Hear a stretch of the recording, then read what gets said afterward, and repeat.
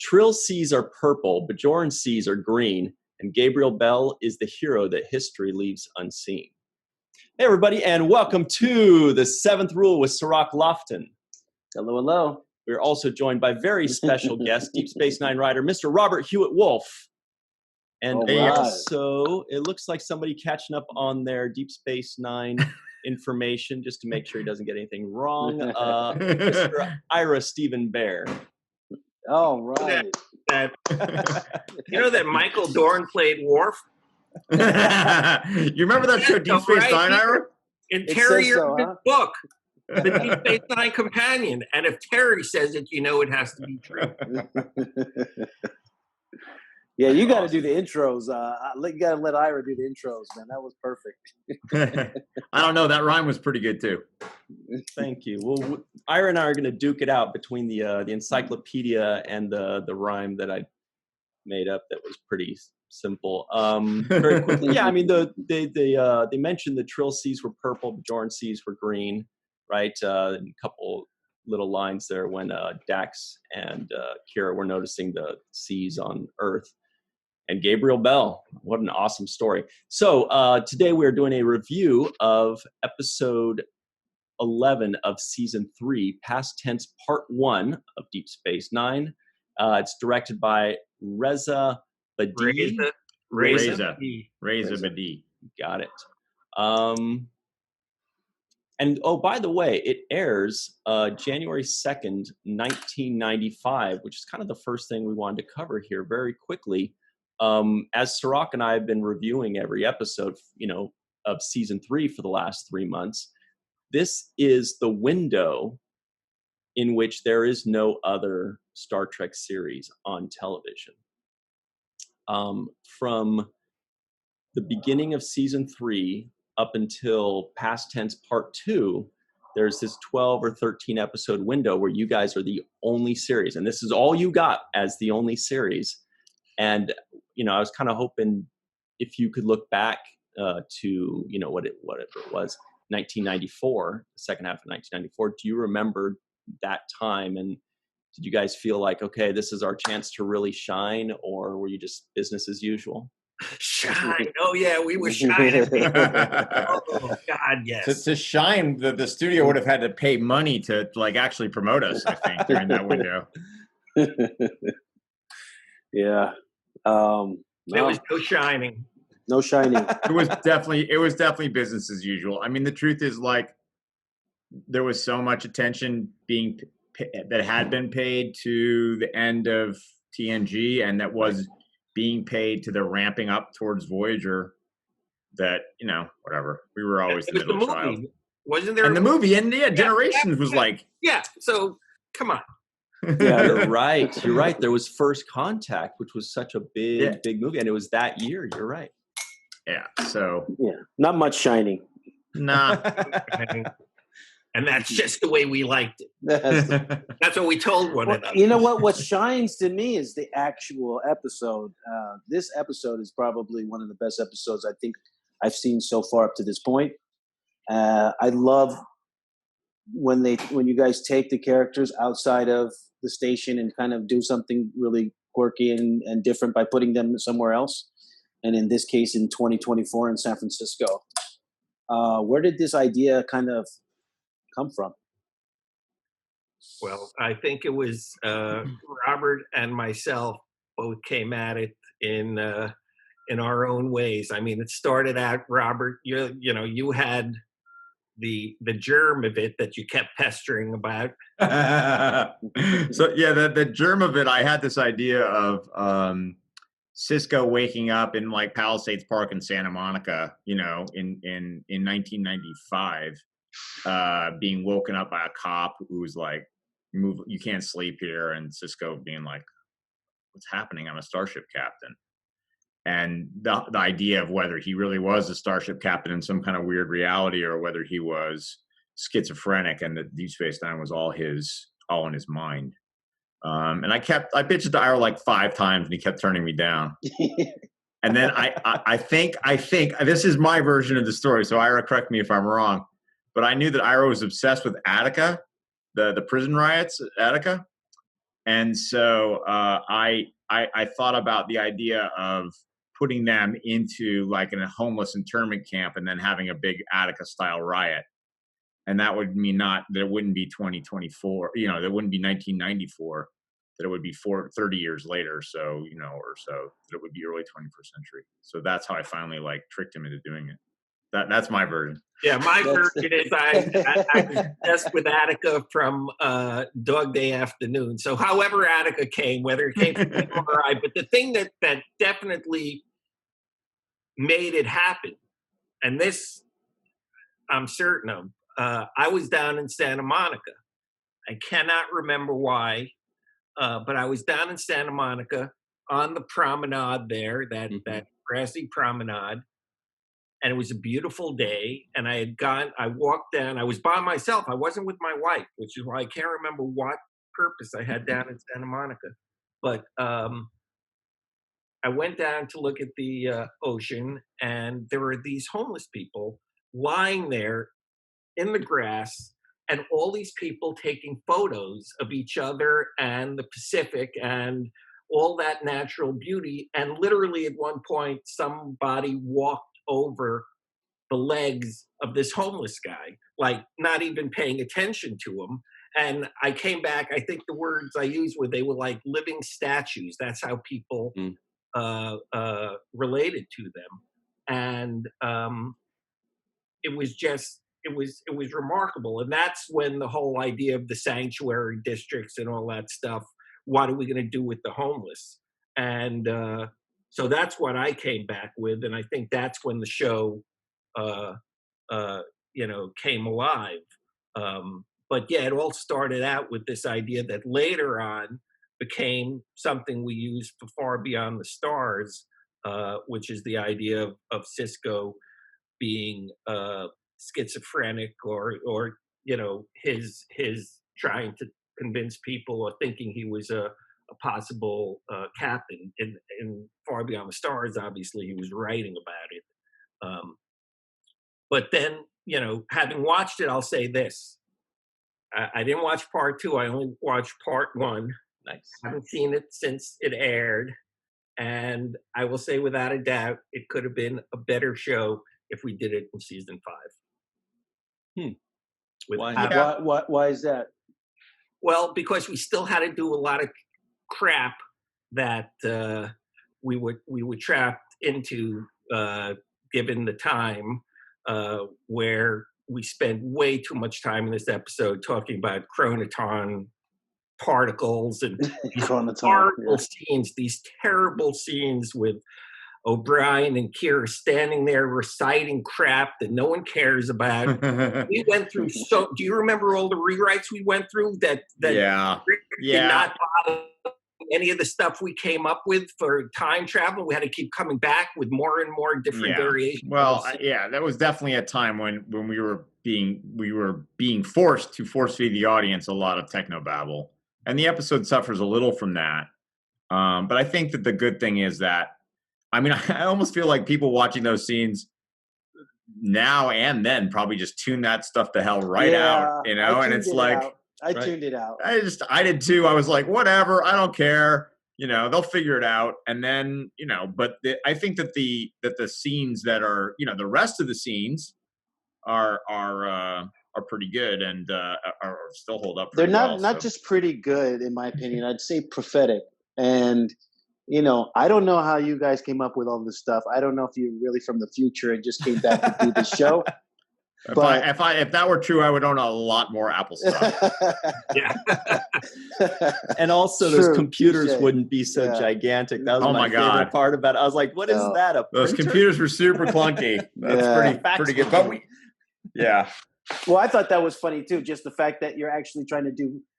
It's a past tense show showing the future of our present day when you were actually filming. So you have to make a technology that's not that advanced, which is hilarious to me just in itself.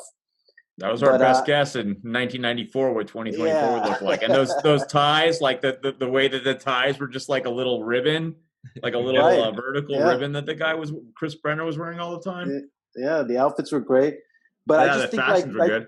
Sanctuary District right?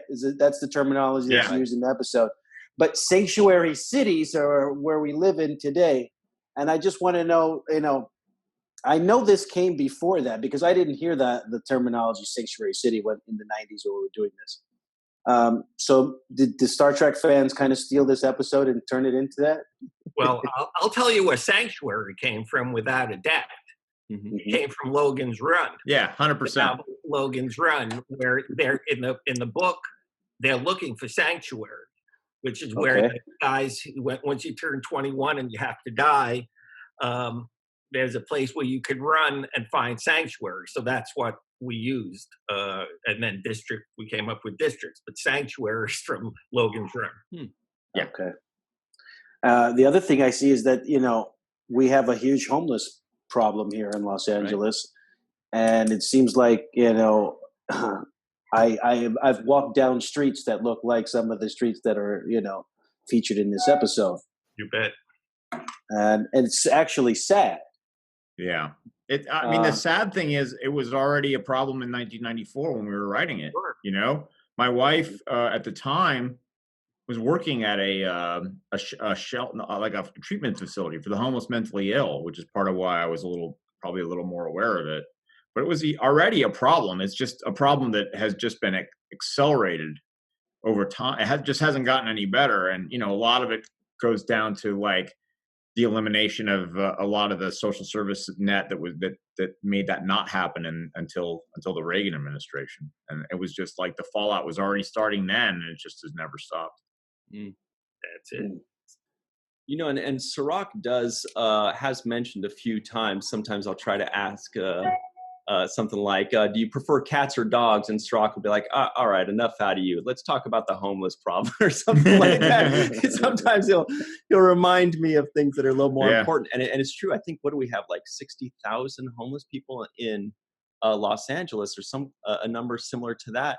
And what you guys put in this episode, what were they called? Ghosts, dims, and gimmies. Yeah. And the dims are the ones, that I kind of want to mention right now, because that is something that we do have such a mental illness problem, and that we're not really dealing with it well right now. We're only getting to the point where we're getting educated on it. And of course, they're calling them dims in the episode. But we recognize that right away. You even mentioned schizophrenia, how we can help these people, but rather than help them in the episode, they just put a wall around them, and that's it. Was there anything specific that you wanted to convey there, or were you just like, this is what we're seeing? We're seeing a lot of addicts that are sick in that way. We're seeing a lot of people that are sick with schizophrenia or bipolar disorder. Yeah, again, I think coming from my wife's experience more than mine of working with the homeless mentally ill, I had an awareness that a lot of these people were people who could and should be in some sort of treatment program. And she worked at a program that did bring people in, but it wasn't a lot. I think I don't remember how many residents her program had at a time. But it was, a drop in the bucket even back then. And, I think we're just continuing to see that. I think, her awareness of it was helped inform my awareness of it. And like Ira said, even in 94, you could see like 10 guys, 15 people sleeping in Palisades Park at a given point in time, or on the promenade, or, it was already a problem, a lot of problem.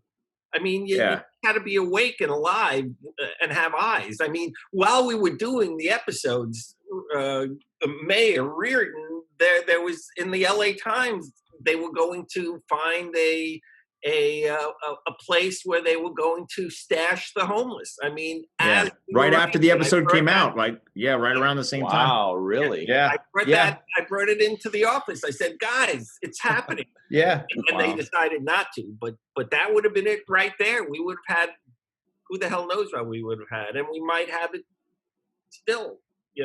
I mean, right now, the best I don't know if it's the best possible version, but there's like a not horrible version of it going on right now, like not more than 2 miles from me, where they've taken the parking lot of this park near me, and they've put 100 like little portable, like a little trailers. Like it's a trailer park.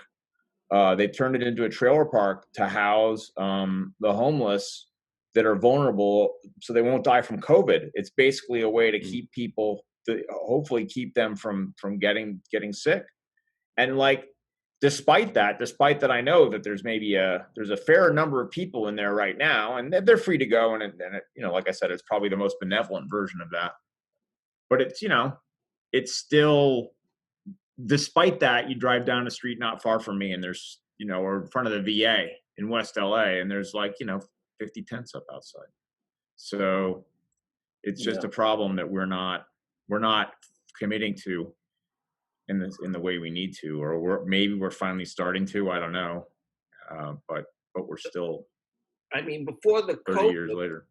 Before the COVID, I was shocked. You know, my wife is on the Laurel Canyon, you know, whatever they are, boards or whatever, you know, community, you know, outreach stuff. And it's amazing because you think of Laurel Canyon as a place, you know, the whole hippie and, you know, progressive attitude and stuff like that. And the stuff she reads to me, it's this anger.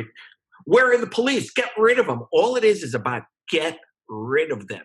Get rid of them. There's no attempt to understand. There's no attempt to feel or empathize. You know, it's like get rid of them. It's dangerous. They carry disease. It's like demonizing them, and it's the whole non-human thing. You know, stop thinking them as human beings. It's just this vitriol, and that's Laurel Canyon. So I could just imagine what's going on in other places.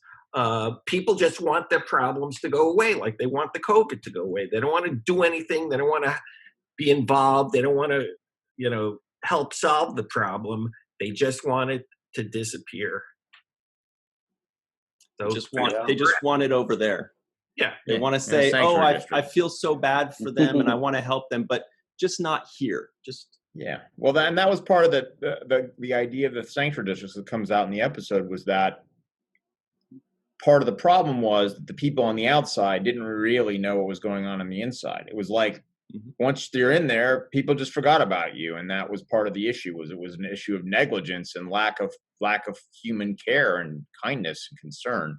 Yeah. That the whole idea being that, like, put these people in a sanctuary district, they're taken care of, they're fed, and then never look inside again, never think about what's actually going on in there. It's like, you know, oh, illegal immigrants are crossing the border. Well, we'll put them somewhere in a holding facility, and then we won't look inside that holding facility, or we won't think about what's happening to the children inside that holding facility, or we won't worry about whether they're getting fed or whether they're getting sick or dying, you know, or being sexually assaulted, or all those things. It's out of sight, out of mind, and out of sight, out of mind was one of the sort of big dangers that we were sort of talking about. That sort of, even like, you know, in the most well-intentioned communities, people just want the problem to go away, and then they don't want to think about it anymore. They want to think it's solved, or it's not their problem anymore, because they're not seeing people on their street. I think what you say played out well in the scene with Terry Farrell, with Dax, and the guy that saves Chris her Brenner. and rescues her. Right. Yeah. That moment that they had when she says, but they have walls around there, and, you know, what's going on in there? And he kind of has a moment where he's like, oh, like, I'm trying not to think about what's happening over there. And now you're forcing me to process this information and actually confront something that we're trying to look away from. Yeah, that was the idea of that whole B story, was to be able to sort of see the attitudes of the people on the outside, right. You know, and to see how that attitude was part of the problem, really, you know, maybe even the source of the problem. I mean, and also, like, you know, part of the gag that Ira and I were going for was that, you know, Bashir and Sisko, they get thrown in there real fast. 2 brown-skinned men, yeah. Right. Yeah. But, you know, pretty white girl with some weird tattoos, you're fine. We'll take care of you. Yeah, So, you want to use my computer? Yeah, you want to use my computer? You want to My home address? Want to come to a party? You want me to give you some clothing? I booked I'll do 5 all that nights for at you. a You know? 5-star hotel for you. Yeah, exactly. Yeah, exactly. One of the things that did really work well for me, at least when I watched it, what I call the 3 M's: Metzler, Miller, and military. The 3 supporting cast members.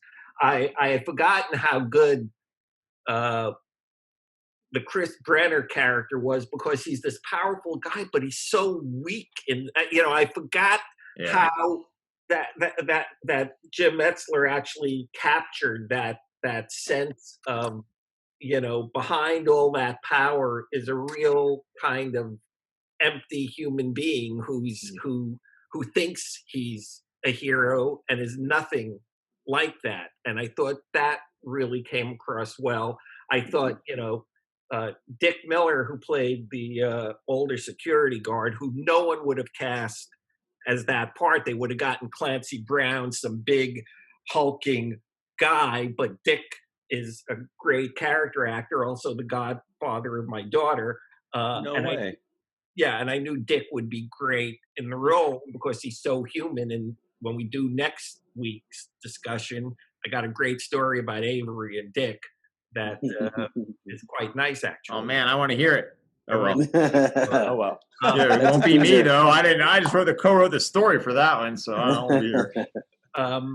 And I thought, Frank Military, who became in part 2, became an obsession with me, because I wanted to show that the guy who killed Gabriel Bell, I didn't want to demonize that character. I wanted to make that character, be more than just the villain of the piece. And so I thought all the actors, and Bill Smitrovich, who plays Webb. Yeah, Bill is great. Bill is great. The casting, I thought, was really good. All those people did really, really well. I can't remember the name of the actress who plays the processing, the intake woman. She was great. But she's terrific. Boy, Yeah, she's good. So good. And just carrying the burden of being the people who are actually trying to deal with it, but it's overwhelming and it's too much, and you're just doing your job and you're a little burned out. No, I thought she was terrific too. Scenes. To be honest, for me, in this viewing, the best scenes were in the processing center. I thought all the scenes felt really good, really true. There wasn't any kind of TV, stretching to make a point. I thought it was done really, really well. So I still have problems watching. I know it's only me, but Avery without the goat and with the hair still annoys the shit out of me. I didn't remember at the time that this was. It didn't bother me that much this time. It bugged me. I gotta say, it bugged me too. And part of it is Avery's. I think part of the issue for the first 3 seasons of the show is that Avery's acting style is it's a little theatrical. It's a little big. And when he's got the hair and no beard, he looks like physically, he looks a little bit like a square, as much as a square as Avery can ever look, And then he's Avery, right? And so there's this weird mismatch, disconnect between the visual of Avery and the soul of Avery, in a way. That's what an actor does. They sort of let you see inside their soul, as a great actor does that. And so you're seeing Avery's truth, and on the outside looks like a lie. Yeah, it doesn't matter. That's really cool. It's tough, really man. Well said. Really well said. I was sold when he picked up that shotgun, though. After he picked up the shotgun and he shot it, then I was like, oh shit, he's back. He's the tough guy. Don't mess with this guy. Yeah. I tell you what, guys, we got to take a super quick break. But Cirroc and I are always noticing how good the casting is. That's one of the themes we keep talking about.